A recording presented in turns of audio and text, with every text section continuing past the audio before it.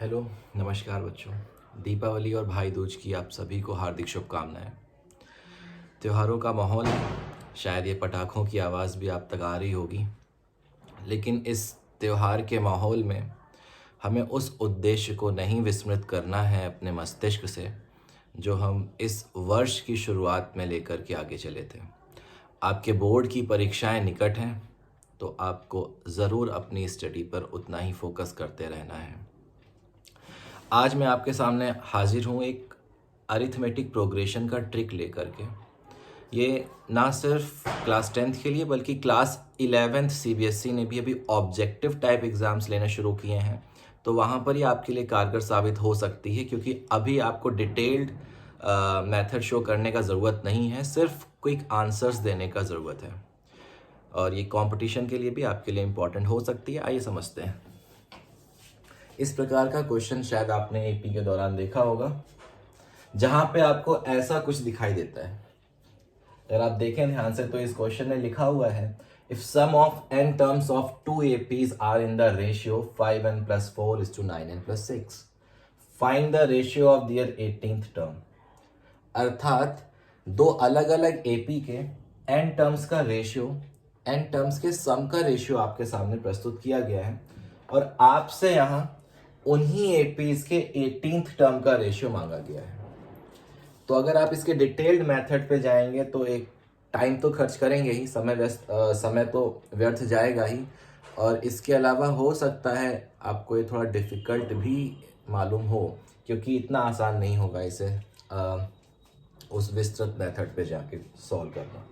तो आइए समझते हैं कि कैसे बस चुटकी में यानी कम समय में इसको सॉल्व करने का तरीका।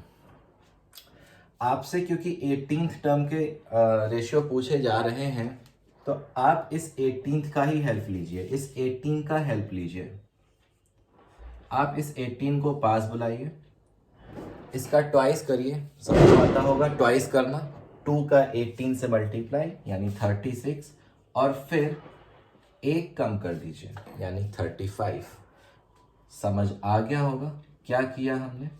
जिस टर्म का भी आपसे रेशियो मांगा जा रहा है, आप उसका डबल करेंगे और एक कम करेंगे, तो आप पहुंच जाएंगे 35 तक। अब सर इसका क्या करना है, इसको उठाकर सिर्फ इस n की जगह पर सब्स्टिट्यूट करना है यानी स्थानांतरित करना है। क्या आप ये काम कर पाएंगे? जी हाँ, मुझे उम्मीद है आप सभी इसे आगे हल भी कर पाएंगे। 35 × 5 शायद आपको 175 तक ले जाएगा, और 4 और ऐड करना रह जाएगा। 35 × 9 आपको ले जाएगा 315 तक, और 6 आपको ऐड करना रह जाएगा। और उसके बाद शायद ये आपके लिए बहुत मुश्किल कार्य तो नहीं बचा है। 179 and 321 is the required ratio। तो यही आपका उत्तर है। बहुत बड़ा लॉजिक तो नहीं किया, बहुत बड़ा लॉजिक परफॉर्म नहीं हुआ है। यहाँ पर भी आपसे 6th टर्म का रेशियो मांगा गया है, तो क्या आप इसी प्रकार से इसे करने योग्य बन चुके हैं अभी? जी हाँ। करना क्या है, जिस टर्म का भी रेशियो आपसे मांगा जा रहा है, आप उसे अपने समीप बुलाएं, मल्टीप्लाई 2 से करें और एक कम कर दें। 2 6 12, और 12 में 1 माइनस करने पर ऑब्वियसली 11 आने वाला है, और इस 11 को सिर्फ यहाँ प्रतिस्थापित कर दें। 5 × 11 + 4 and 9 × 11 + 6। क्या समझ आ गया? सिर्फ इतना ही करना है। 11 5 = 54, और 4 और ऐड करने पर 59, 11 9 = 99, और 6 और ऐड करेंगे तो शायद आप 105 तक दिख रहे होंगे। और यही रिक्वायर्ड रेशियो है। यानी अगर आपको सम ऑफ n टर्म्स का रेशियो मिल रहा है यानी दिया जा रहा है क्वेश्चन की तरफ से, तो आप किसी भी टर्म का रेशियो बताने लायक हो गए होंगे सिर्फ इस विधि से। आपको याद रहेगी, और अगर याद रह जाए तो इस प्रश्न का जवाब आप जरूर कमेंट में दीजिएगा। उम्मीद है ये ट्रिक आपके लिए हेल्पफुल रहेगी, समझ में आई होगी। शुक्रिया।